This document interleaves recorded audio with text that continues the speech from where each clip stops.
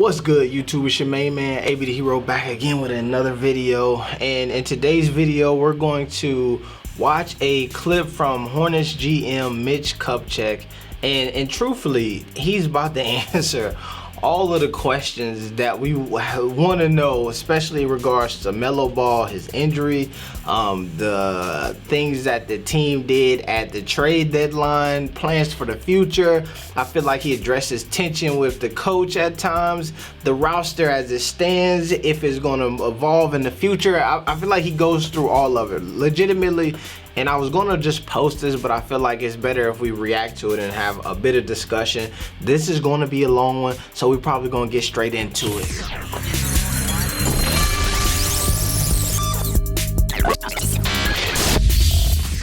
Alright, so like I mentioned, we about to watch this clip from Mitch Kupchak, and I will say that I'm impressed with this one, right? I'm impressed with the media, because I felt like they asked the questions that we all wanted to get answers to, and I feel like he danced a bit, but he still gave some of the information enough to like draw your own conclusion and use some deductive reasoning to kind of figure out what he was trying to say. So what I want to do is we'll just get in straight into this video. I appreciate y'all for liking the video. Go ahead and do that right now. Hit the notifications and all of that jazz. When you subscribe, it's much appreciated. Let's get into this. Good morning, to everybody, and thank you for looping in and being a part of the press availability session. You're welcome. I would like to open it up to questions. Before I do that, I just want to announce, although it's been released last night, and publicly to announce that we've traded for Brad Wanamaker. And I want to just welcome him to Charlotte. A move that we feel will help us, at least hopefully within the next month, to see at some point in time to get a more status and information on our LaMelo Ball's injury. We don't know if Melo's out for the season yet or not. So I appreciate this because I got on old boy Borrego the last in one of the most recent videos, because he referred to it as the injury. And didn't even refer to LaMelo Ball at all. And folks was like, well, you gotta back off Borrego a bit. But I just think it's a respect thing. You got a player, you care about him, have a bit of respect. It's not that you don't like him. I think that sometimes people just don't know how to be respectful. I love you, I appreciate you, but I don't know how to show you that I also respect you. And I think that that's the issue that folks have with Borrego. It's not that we think that he just don't like LaMelo. I think that he just doesn't understand how to show respect, right? When you start talking about trusting this guy but not trusting this guy, like that, those are respect things, right? I like you as a player, but I don't trust you, right? And you start to just obviously say that to me. So let's get it. But having another experienced guard, available to our coach is something that we felt we needed to do. So, having said that, at this point, Mike, I'd like to open it up to questions. So also, and I won't stop at this much, but I was joking in one of my community tabs about how they got Brad Wanamaker as a replacement for LaMelo, and he basically was like, we needed another guard just in case. Now we don't got Melo, and chill, bro. That ain't gonna do it. Perfect. Thanks, Mitch. We'll start with Sam Perley. Hey, Mitch, thanks for joining us. I know Brad is a little bit older, and he is a former teammate of Terry and Gordon's. He's got a lot of, or at least I think 20 playoff game experiences. How much did that factor in, given the circumstances of where you guys are and what you're looking to do towards the end of the season?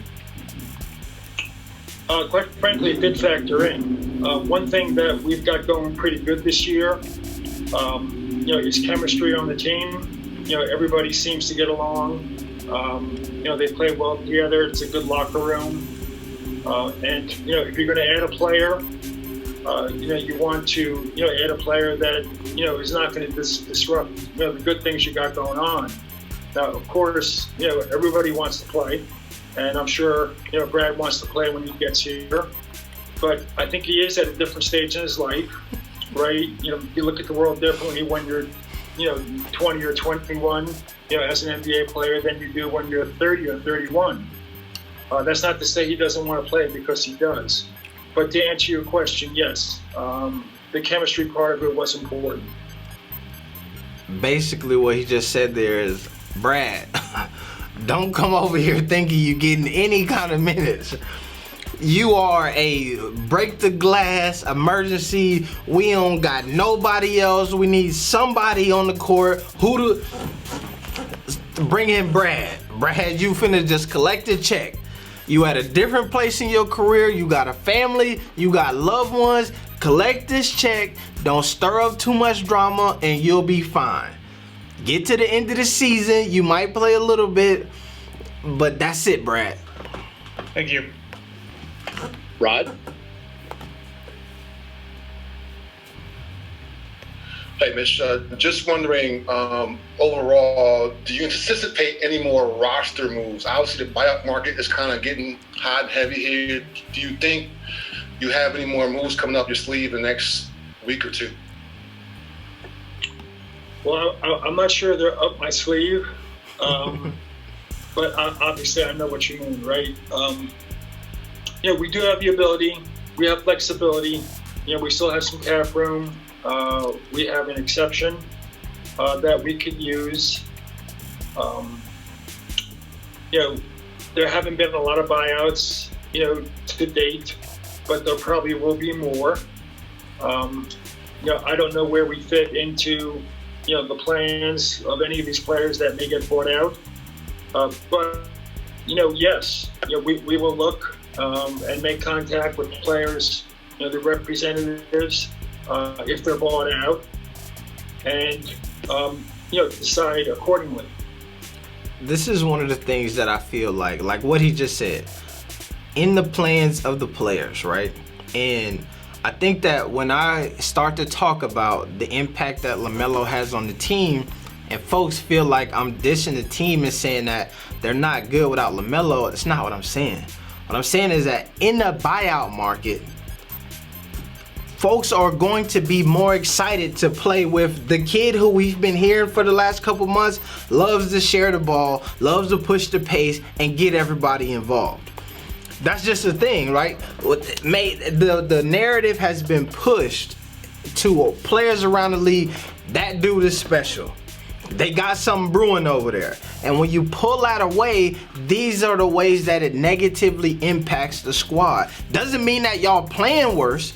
Doesn't mean that you're going to fall off like wet dope. I never said that. But I'm saying that there's the subtle things that impact being able to take it to the next level. And with LaMelo out, it seems like, okay, this season is a burn. We'll try it again next season. Will? Mitch, how would you characterize how your position changed with LaMelo's injury?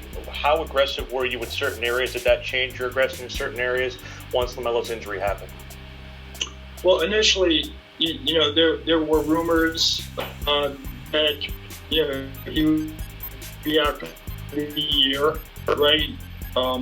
And then you look at the world a little bit differently, when you hear something like, and then, we heard that after, 5 weeks, or 4 weeks, he'll be reevaluated, and there is a possibility, just based on other players that have had this injury, that, maybe he does come back, for some portion of the end of the year. So, taking, both scenarios into consideration, you do have to think it through. Now, one thing we know we're not going to do in any event is, put his health in jeopardy. In other words, if we get to the end of the year and we're in a playoff hunt, and he's not quite ready, or we feel we can push it and get him back on the court, we won't do that. That makes no sense for us to do that. He's a big part of what we got going on going forward, and we won't jeopardize his health. And just to follow up, where do you feel like there is a need, or do you feel that there is a need for another addition on this roster, or do you feel like you're pretty set on where things are? Well, we're always looking to improve the roster. Okay, the next big opportunity to make an improvement will be with the draft and with free agency. Right now, we're limited to the buyout market. Even if we'll get involved in that, or if those players choose to even consider us. Okay, that right now, is a long shot. But yeah, we're always looking. You see what he's saying? That right now is a long shot. Why would you come to the Hornets right now? It's a good team, middle of the pack right now, playing better than anybody would have expected them to play. But if I'm trying to win a championship, upgrade, add more talent. This is different than the draft or free agency. You're probably going to get a older veteran who's looking, for maybe an opportunity to play, or maybe somebody who wants to participate in a championship run or a playoff run. So it is a little bit different. Rick? Mitch, do you consider center the biggest area of need at this moment? And also, and so I will say, and I appreciate this follow-up, right? Because in the last question, this is what he was trying to get out of him, and he didn't go. He danced all around it, started talking buyouts, started talking all of this stuff, gave a lot of good information, because he's saying, in free agency and the draft, we're going to get better. In this buyout market, maybe not so, but we're going to get better. But he danced around, where do we need to get better? And he finna hit him with that good question. So I was curious if you had any misgivings about doing the Wanamaker trade relative to the possibility of doing something else, or do you feel like you didn't lose any flexibility by doing that? So I paused it right in between. So basically he's saying to him, we need a center, right? And you did the Wanamaker trade and you got a guard. And do you feel like, dang, we slipped up and we did that Wanamaker deal, but we didn't really take full advantage of filling the holes that we have to fill? Like, how do you feel about that? Well, to answer your first question, going forward, since both Cody and Biz are going to be free agents, that would be an area of concern going forward, right? This summer, they're going to have options. Basically saying, Cody and Biz gonna be free agents, and we're not signing neither one of them back. So we're gonna take some chances when it comes. And we may or may not have options. So that is, and that was a focus, going forward. To answer the second part of your question, we held off on doing that deal probably until about less than an hour before 3 p.m. yesterday, just to make sure that there wasn't an opportunity, a better opportunity, for us to improve the team. So no, the second part of your question, we didn't miss out on any opportunity. In fact, almost all the time, that hour before 3 p.m. or the trade deadline, it gets very quiet because everybody basically has the deals done. And that was the case yesterday. Sorry, Mitch, I just want to ask if you can just assess the season for you guys so far. Obviously, LaMelo being out now, but what are you seeing from the team? And you guys in the playoff hunt right now. How do you see it going forward for you guys the rest of the season potentially? Well, we always go into this season, trying to win as many games as we can. Sometimes your talent level will allow you to do that, and you're in the playoffs. Sometimes it'll allow you to be in the playoff hunt. Going into the season, we didn't know, especially with our younger players, where we would be at this time of the season. I think our younger players, have gotten better. I think our veterans, have made, grand contributions. There's no doubt that Gordon Hayward addition, upgrades our talent overall. And, LaMelo, we did not expect, him to be this advanced this early in his career. I don't think we feel any different about him than we did before the draft in terms of the next 10, 12 years. but clearly he's adjusted quicker, I think, than we anticipated. And then we've got improvement across the board with, our young players. Having said that, I think our coach has done a great job, in managing the style of play, our pace. I think defensively we've gotten better. So, in short, maybe we're a little bit ahead of where I thought we'd be. But I didn't go into the season, with a specific goal of, making the playoffs or winning the first round or getting into the playoff seed. This is a process that we're, trying to work our way through. And we understand, you can't rush it. It may take, a year or two. And it's about, adding talent, developing young players, and looking for opportunities.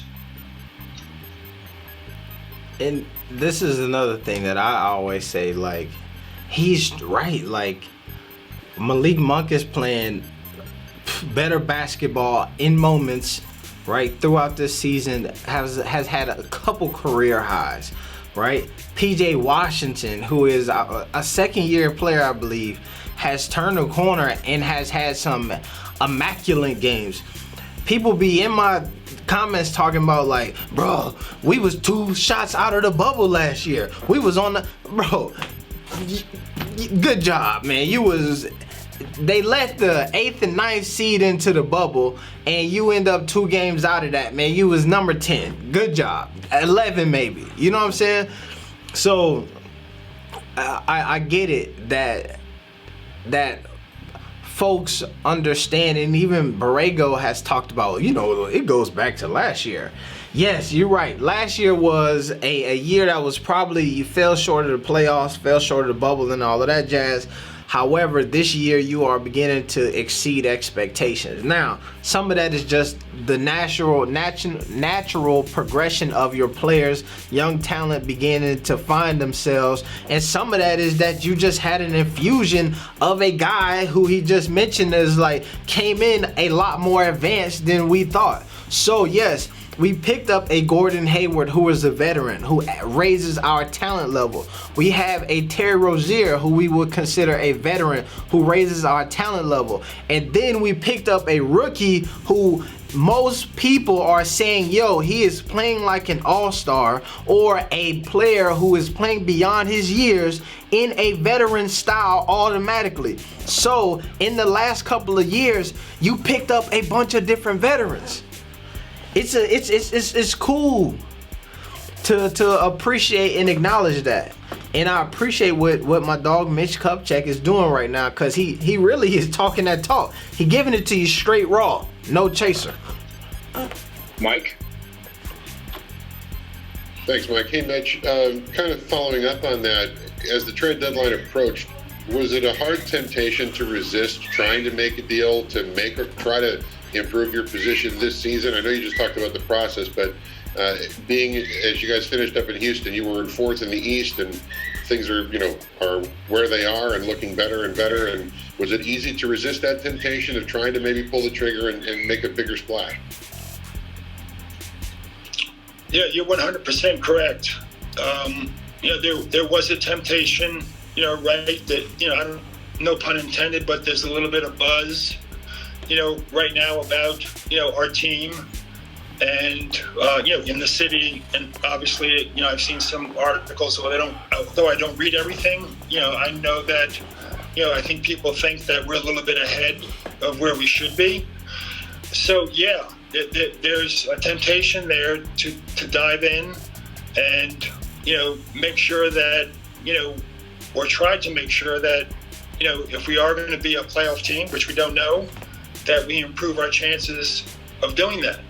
And you got to be careful. You got to be careful when you make a trade.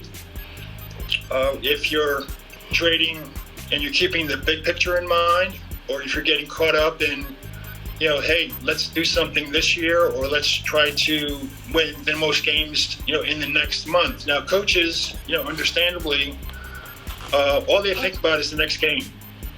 And sometimes, a coach's perspective and a general manager's perspective or an owner's perspective, is a little bit different. My job is to be more in tune with the future and the big picture. But that doesn't mean I don't talk to our coach on a daily basis about opportunities, or he doesn't come to me with ideas, and even ownership. So it is something you have to manage. Okay. So what we can infer from that is that, Borrego be in my ear. He be calling me like, yo, could we do this? We need this, or we straight. We don't even need none of that. Jordan be in my ear like, yo, bro, you see what we got? It's a buzz in the city. Let's take advantage. And I be like, chill. Let me do this. You worried about tomorrow's game. You worried about this week in the playoffs and all of that. And I'm sitting here like, yo, we got 4 or 5 years. We got 10, 13 years of LaMelo. Yes, we could swing for the fences right now, but it's the same thing. You could win, and they could have moved some pieces around and jacked the whole chemistry. But I go back to this. At the trade deadline, if you have LaMelo as your point guard, you begin to start to look at things differently. You bring in Brad Wanamaker because you lost your other point guard and you want to have somebody there. If you have LaMelo, you don't need to bring in Brad Wanamaker. If you don't need to bring in Brad Wanamaker, what else do you need to do then? You're more apt to be like, shoot, we set. We got our point guard situations and all of that stuff. Well, let's swing for the fence, but we're not doing that. That's all I'm saying. Come on. Anything else for Mitch? All right. I'm sorry, Mike. I would like to follow up. I didn't want to just step on anybody else's toes. That in mind, with talking to Coach Borrego, the fact that no player left at the trade deadline, and you may have already covered this, and I got in late, so I apologize. But with no player moving out at the trade deadline, what kind of a message do you think that sends to the room from the management standpoint and from the coaching standpoint? From the outsider's perspective, it might read that we like what we have here, and it's on you guys to make it work now. Well, we do like what we have there. Admittedly, the talent level is not good enough to get us where we want to go, right? And that could be, our younger players got to continue to develop, and maybe a year or two down the road, they'll be good enough to get us where we want to go. Or that could mean we need to, address the team during the off season, with the draft or the trade market, or free agency.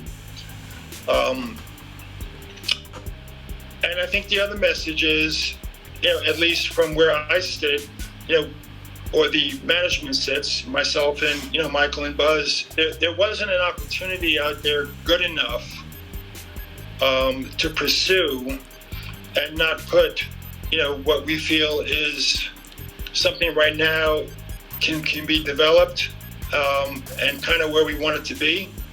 So that opportunity wasn't out there. If it was, then we'd be sitting here today talking about, a trade other than the Brad Wanamaker trade, right? It'd be something different. It was a very busy market. We did learn that a lot of our players, are coveted across the league at different levels. They're not all, valued the same, but, our coach has done a great job developing, our younger players, our draft choices. So there is talent on our team that if it continues to develop, it can get us where we want to go, or maybe it can help us, make a deal down the road to get even better. Okay, this is that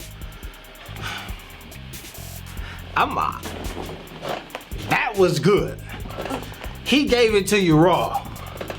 And in that last thing, he's saying, yo, what we found out was some of these dudes is hooping. And shoot, it's actually, we let them just go and get your numbers right. Yeah, Devontae, go ahead and play 30 minutes. Get your ratings up a little bit. Malik, 36, we're gonna play Miami. Come on out here, do your thing, here go the ball. Cause in the off season, when we trying to get better, we gonna need y'all. Watch who on this team is getting to play in certain situations where they probably shouldn't play, and getting pushed and put and they ball in their hands that at times, especially once the season starts getting closer to an end, right? When we're trying to really show who got game and trying to raise the value of certain assets on the squad, watch how that comes about. Keep your eyes on it. That was a solid interview from Mitch Kupchak. I appreciate him. Stay tuned. We're gonna do a video. There's a doctor who was talking about the LaMelo injury, and then we're gonna react to that and all of that jazz and really get the understanding of what's possibly going on. Also, I got something special lined up for y'all, man. Oh my God, I got something special for y'all. So appreciate that. We're gonna get out of here. No, not peace. +1 triple B's. We out.